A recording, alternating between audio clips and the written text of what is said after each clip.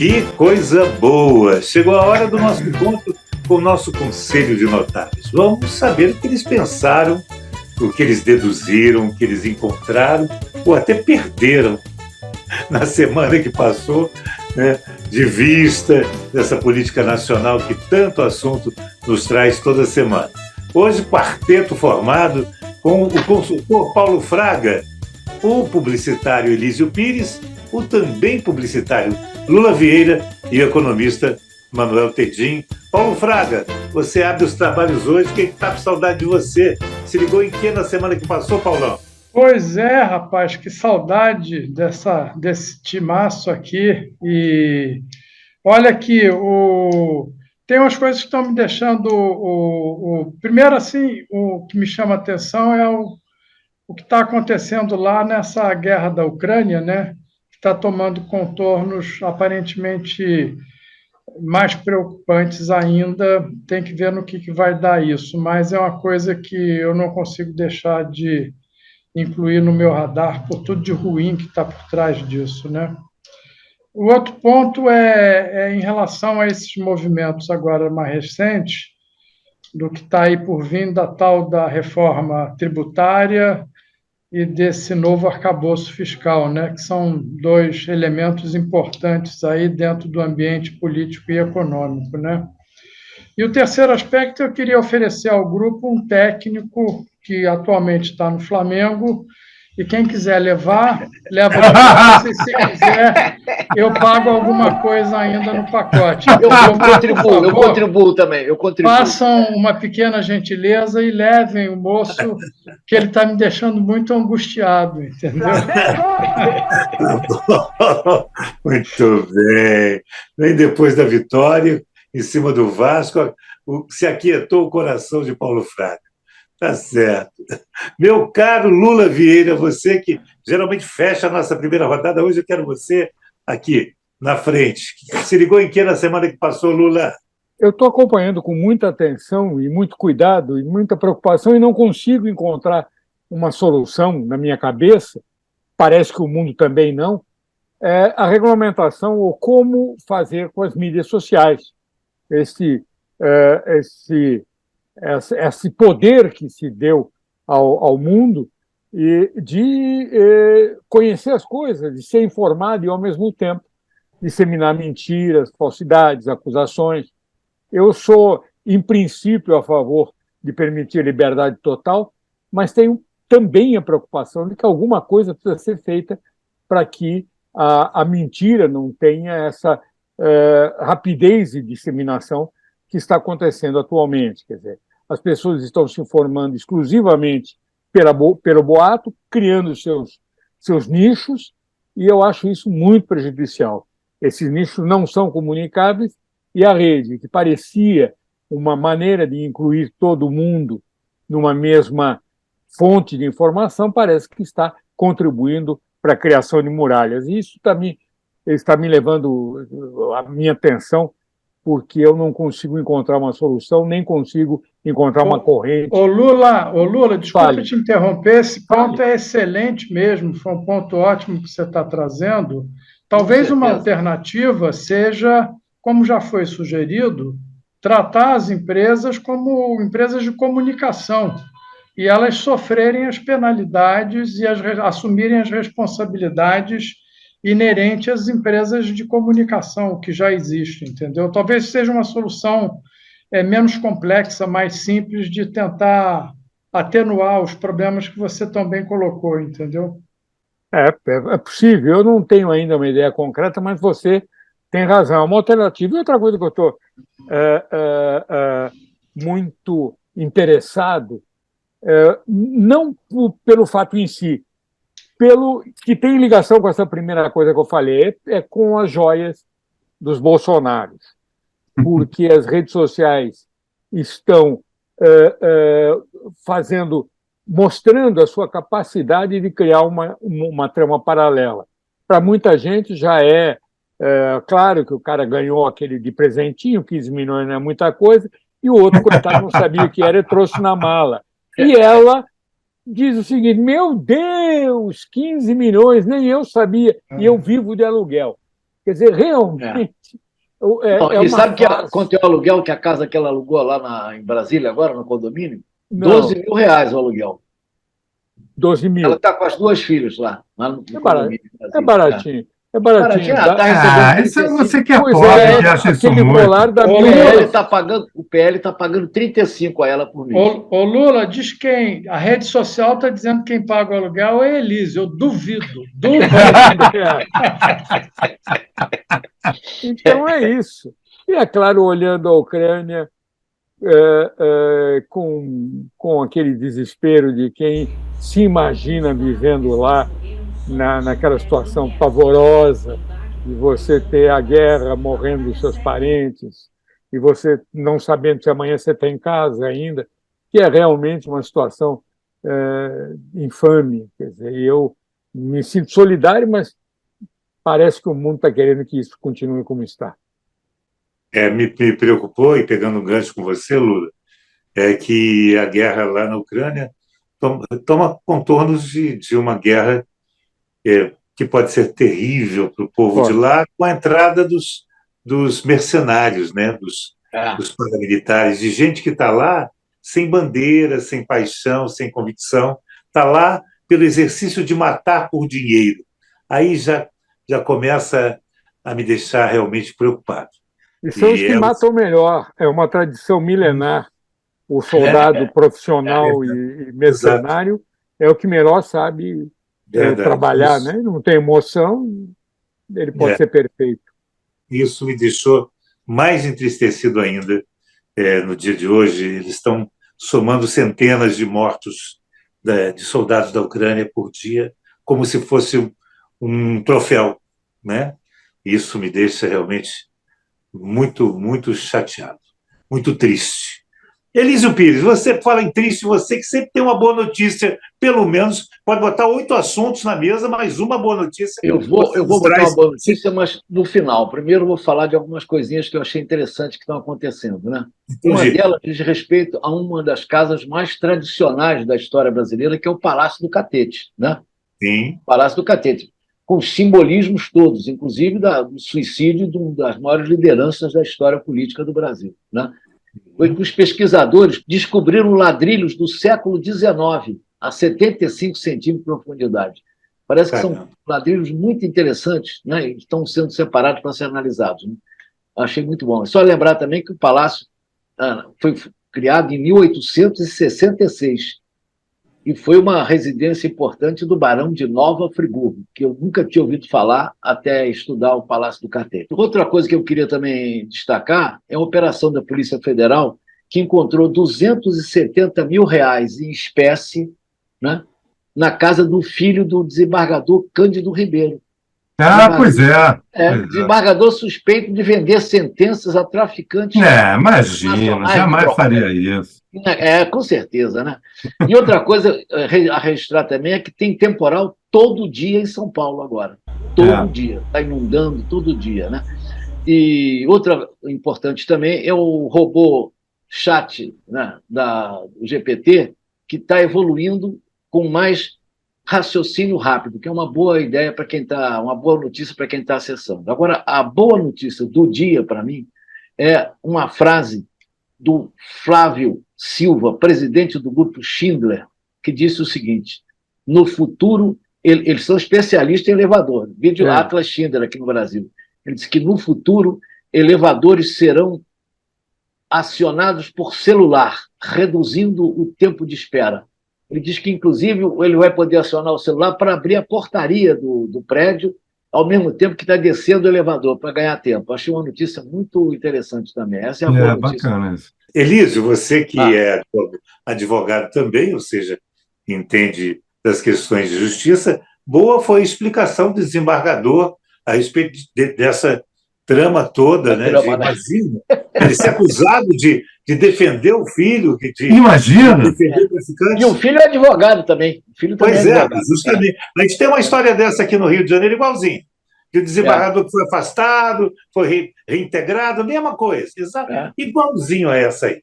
Só que ele desembarga, entendeu? Não, ele esclareceu tudo com uma declaração que ele fez, embasado juridicamente, e com a oratória que todo homem da justiça tem para defender suas questões. Ele disse taxativamente, nada a declarar. Aí eu fiquei satisfeito. Ele é um craque, né? Eu já ouvi isso em algum lugar, eu não me lembro. Eu também. Algumas vezes, né? Poucas. Meu Deus do céu. Mas, para fechar a rodada aí, meu caro Manuel Tedin, se ligou em que na semana que passou, meu caro? Então, não se fala outra coisa senão nesse meu meio, senão a quebradeira lá americana, que é uma barbaridade. Os Estados Unidos correu o risco de entrar numa fria grande, né? Tem menor que 2008, né? Menor que 2008, né? Não, 2008 não tem nada a ver uma coisa com a outra, né? Porque 2008 teve o problema das hipotecas, todos os bancos tinham, era uma coisa mais extensiva. Falsas hipotecas, né? As falsas não foi o que quebrou, quer dizer, as falsas foram a cereja no bolo, né? O negócio é que eles começaram a comprar muita hipoteca de má qualidade, porque eles achavam que podiam separar a parte boa do risco nas carteiras. Foi uma confusão danada, deu tudo errado, e estourou, e foi uma consequência grave para o mundo. Inclusive para o Brasil, e o Brasil teve até um desempenho bastante bom. Ele teve o Banco Central e o governo federal fez uma ação contracíclica, injetou dinheiro na economia e a gente se safou. Não foi foi grave, mas não foi tão grave. O problema é que estendeu esses benefícios, essa política por muito tempo, mas isso é outra coisa. A questão é que tinha um banco que não está entre os 3 maiores, mas um banco grande, com 200 bilhões em ativos. Basicamente servia ao Vale do Silício, era um banco especializado em emprestar dinheiro para startups de tecnologia, e que teve duas coisas. Ele estava investindo, ele estava com uma posição muito arriscada de longo prazo, com descasamento de vencimento da aplicação e das necessidades de caixa dele. Eles tinham aplicações em tesouro americano de 20 e 30 anos e com problema de caixa, porque o que acontece? Quando aumentou a taxa de juros, cai o valor daquele título. Aquele título rendia praticamente zero. Quando aumenta a taxa de juros, o cara só vai comprar o título que não rende nada com desconto para render o que o mercado está pagando. Começou a apertar o caixa, o sujeito teve que começar a vender esses ativos, que eram, por acaso, tinha uma boa parte pela hipoteca também, e vendeu de uma carteira de 20 bi, ele vendeu com prejuízo de 2 bi. Ou seja, ele teve um prejuízo gigantesco. Quando os clientes souberam, começou uma corrida ao banco, e aí não teve como segurar, e durante o fim de semana não se sabia se o Fed ia segurar todos os empréstimos, o que o Fed ia fazer. O Fed resolveu honrar todos os créditos, que tem problemas, quer dizer, ele evitou uma crise bancária nos Estados Unidos, então isso tem um valor enorme, mas, por outro lado, ele criou que os economistas chamam de risco moral. Ou seja, você faz um empréstimo, mesmo que arriscado, porque você sabe que, se der problema, o governo vai lá e banca. E aí o custo fica com o pagador de impostos, né? No longo prazo. No curto prazo, eles têm lá um instrumento, que é o fundo de garantidor, quase esvaziou esse fundo garantidor, baixou muito os recursos lá. Os bancos vão ter que, enfim, botar mais dinheiro lá, isso vai aumentar custo de empréstimo. Isso é uma confusão danada, mas pelo menos o sistema está em equilíbrio. Mas isso mostra os problemas de elevar a taxa de juros, que é absolutamente necessário em época de inflação. Então, ou o governo trata os gastos públicos com responsabilidade, investindo só onde tem que investir, que é em pobre, em infraestrutura, em inovação, e segurança, evidentemente, ou vai dar problema. Aliás, o Fernando Haddad foi muito bem na entrevista dele ontem lá para na Excelente. Aliás, ele tem saído muito bem em todas as entrevistas. Né? Graças a Deus. Inclusive, ele está brilhando. Isso até está me levando ao Haddad 26. Não, mesmo. Não exagera! Tá vendo, Manuel? O monstro que você está criando um monstro. Ô, Elísio, É volúvel, rapaz. Você é Simone, É Elísio. volúvel. Você é volúvel demais. Mas aí o Haddad já vira está vice. trocando Mas desde o Haddad já. é vice. Haddad é vice da Simone. São Bom, aí pode ser. Agora, uma coisa brilhante da parte dele é a explicação de como ele se age em relação ao Lula, quer dizer, ao presidente. Quer dizer, talvez seja um bolsonarista mais lúcido que exista, porque ele está explicando a sua posição com uma clareza maravilhosa. Agora, o que eu acho lindo, que é o comentário que eu faria à parte, é a negação da realidade por parte dos bolsonaristas. Eles acham que não é nada disso. Aquelas joias foi um presentinho do Sheik, que ela não sabia, a senhora ex-primeira-dama, e que ele achou que era um presentinho. Tudo bem, uma canetinha, um cavalinho. Eles não são inocentes, não. Eles são cínicos, é diferente. Pois é, mas o padrão é esse, né? Nada diferente do que se podia esperar, né? Mas isso afetou a base, viu? Tem uma franja da base que já não está achando tanta graça, não. Mas o núcleo duro vai continuar. Eles não leem. Mas eles são 25%, né, Lula? Não são 49%, não. Eu tenho na família gente que diz que isso é tudo mentira, a Folha, o Estadão, a Rede Globo, é tudo vendido, é tudo comunista. Realmente achar a Rede Globo, Estadão e Folha comunista é um exercício. Só para lembrar, um latifundiário presidente da República que foi deposto porque era comunista. É verdade. Acontece. Ele não era comunista, mas a mulher dele era linda, né? Era uma gracinha. Vide o comício lá da Central, né? Ela estava lá do lado dele, né? Estava do lado dele. Vamos perguntar ao Lula qual o livro que a gente vai ler neste final de semana ou durante os dias que chegam aí. Lula, o que você separou para a gente? Seguramente por ser minha profissão, ser redator, eu ganhei a vida inteira escrevendo de anúncio, cartas, livros e corrigindo livros e etc. Eu tenho uma certa percepção muito aguda daquilo que os outros escrevem. E cada vez mais me horrorizo com a incapacidade média do brasileiro de escrever qualquer coisa inteligível. Escrever pela própria internet. Você não consegue entender se o cara está contra, a favor, pelo contrário, sem contar os erros primários de português, que são terríveis. E exatamente por isso, para aqueles meus amigos que escrevem razoavelmente bem e que estão preocupados com isso, eu estou recomendando um livro deslumbrante chamado A Vida por Escrito, do Rui Castro. Grande figura, hein? E que fez biografias magníficas, com textos... Nosso acadêmico, brilhante. Virou acadêmico agora, mas é o último.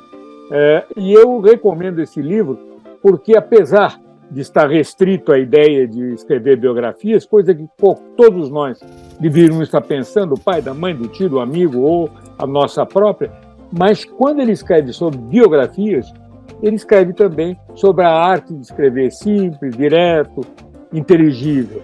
Eu acho que vale a pena, para a gente não ter o que a gente encontra. Outro dia eu entrei num edifício, estava lá. Antes de entrar no elevador, verifique se o mesmo se encontra parado no andar. Está em todos os elevadores do Rio de Janeiro. É uma maravilha de redação complicada. Maravilhoso. Isso mesmo. Mas para resolver isso tem um negócio que chama linguagem simples. Resolve sua filha, eu já falei dela várias vezes aqui, sua filha tem um livro precioso a respeito disso. Então vamos colocar aí autora e livro para todo mundo saber quem é. Uma grande escritora que escreve direto e simples, como convém, e que nas horas vagas é filha do Elísio, né? Existe uma associação internacional de linguagem clara que eles têm lá uma definição. O que é linguagem clara? Uma comunicação está em linguagem clara quando você lê e consegue entender de primeira. Pois bem. Isto posto, vamos ao ponto. Elísio Pires, você que aí, através da filha, entrou na roda de novo, vai se ligar em que na semana que chega? Eu me ligo na taxação das apostas eletrônicas, né, que é um projeto do Haddad taxando as apostas eletrônicas. Né? Ele vai fazer a medida provisória na volta da China. Né? E sabe por que ele está tentando fazer isso? Né? Para cobrir o buraco que ficou quando o Lula subiu o teto, né, para o imposto de renda na fonte, vai passar em maio de 1903,98 centavos para 2.640, a partir de maio. Isso aí, um cálculo feito pelos especialistas, 13,7 milhões de pessoas deixarão de pagar imposto de renda na fonte, com essa pequena mudança. Né? Então, a ideia é que tem essa taxação, né, das apostas eletrônicas, que eu concordo plenamente, né, já existe em vários lugares do mundo, né? Além disso, tem uma comissão do Senado, já aprovou um projeto que tributa jogos online. Né? Mas o Haddad prevê que a medida provisória chama-se noventena, né? Que 90 dias depois de publicada, entra em vigor, ele vai fazer isso na volta da China. Eu estou ligado nessa providência aí. Acho uma troca justíssima. Justiça. Paulo Fraga, e você? Se liga em que na semana que chega, Paulão? Eu estou de olho nesses aspectos que eu comentei, nessa questão da Ucrânia, nesse ambiente geopolítico e mundial muito confuso. China, com Xi Jinping agora elegeu com 2.952 votos a 0. Eu acho que o placar era mais ou menos esse. Né? É um negócio espetacular. A plateia toda estava de máscara. Não sei se você viu. Pois é um espetáculo. Não tem ninguém sem máscara. Então, só o próprio. Esse ambiente internacional, geopolítico, está muito confuso, complexo. Enfim, vamos ver no que isso vai dar. E esse lado cruel lá da guerra na Ucrânia, que está muito difícil, né? E nessa expectativa aí desses dois grandes temas, políticos e econômicos nossos, e ver de que maneira isso vai ser recebido e tratado pela classe política e a sociedade como um todo. Lula Vieira, e você? Só para não me esquecer, não esqueçam da minha oferta do técnico, tá bom? Se precisar de apoio, eu ofereço. Eu colaboro. Oh, meu Deus. E você, Lula Vieira? Se liga em que na semana que chega, Lulão? Eu vou continuar nessa discussão sobre as redes sociais, vou continuar prestando muita atenção, afinal de contas, tem um impacto direto na minha atividade profissional. E também, como o Paulo Fraga, olhando, mas aí nada posso fazer a não ser torcer, olhando para a situação da guerra na Ucrânia, que é realmente doloroso. Eu nunca pensei que que o mundo passaria de novo por uma situação de guerra neste nível. E no Brasil, vamos ver se o Bolsonaro volta ou não volta, e o que vai acontecer com ele, joias e tudo. Também preocupado com a força do Centrão e a pressão dele em cima do presidente, para conseguir carguinhos e se dar bem. E você, Manuel Tedim? Se liga em que na semana que chega, meu caro? Então, eu vou acompanhar o Lula no comentário dele. Eu estou bastante preocupado também com essa coisa do Centrão. Mas é uma boa preocupação, que pelo menos é um problema estrutural, não é novo, né? Pelo menos isso é um problema da estrutura das instituições políticas no Brasil. Eu, infelizmente, não tenho muita esperança que isso mude no curto prazo, porque quem tem que mudar é quem está lá, quem ganhou para estar lá no Congresso hoje. Ele não tem interesse em mudar um sistema que o elegeu. A pessoa lá não vai fazer isso facilmente, a não ser que tenha uma pressão popular muito forte. Para isso acontecer, tem que ser um 2013, lembra das manifestações de 2013?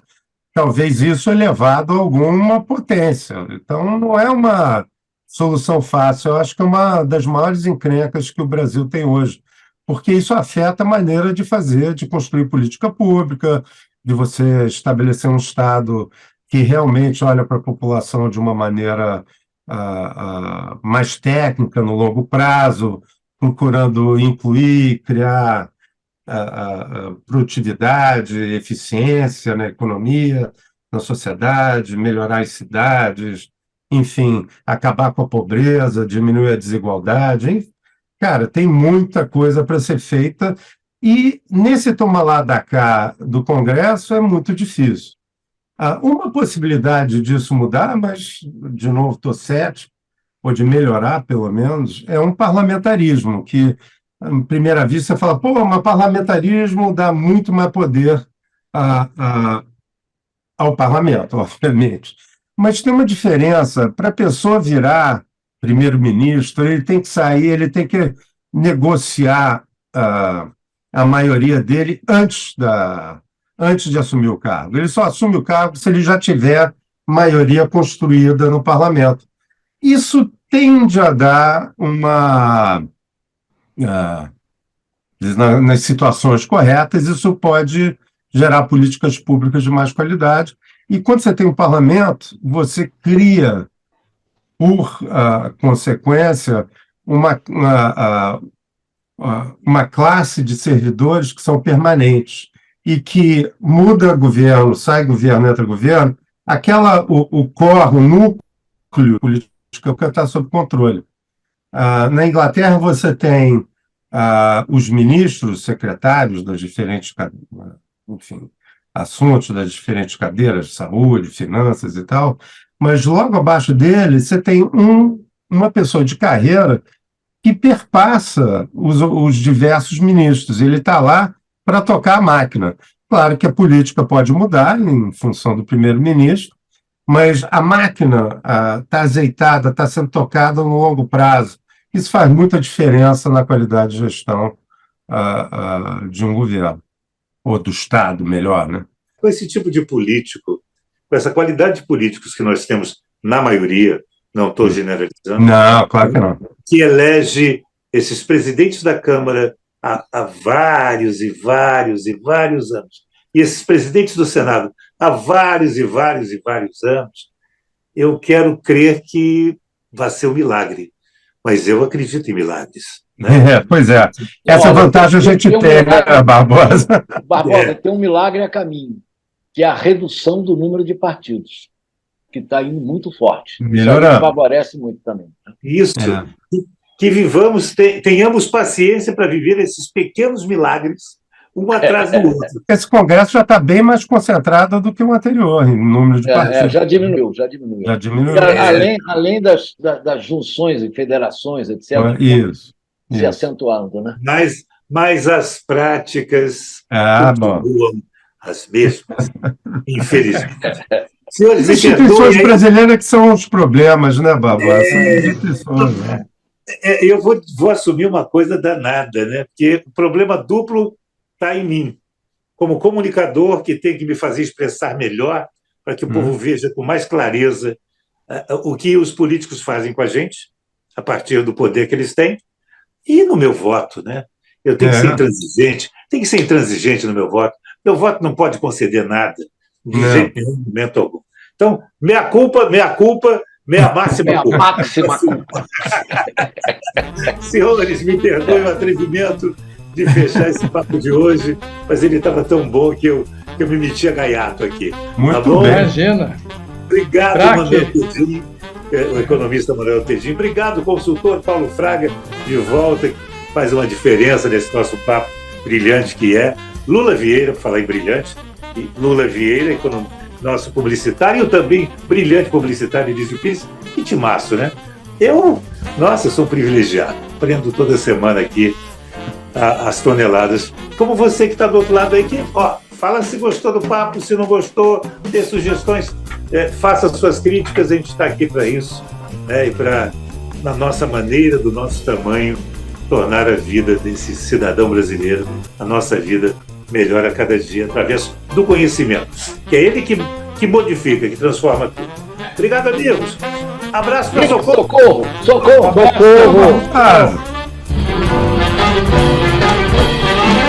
Se liga.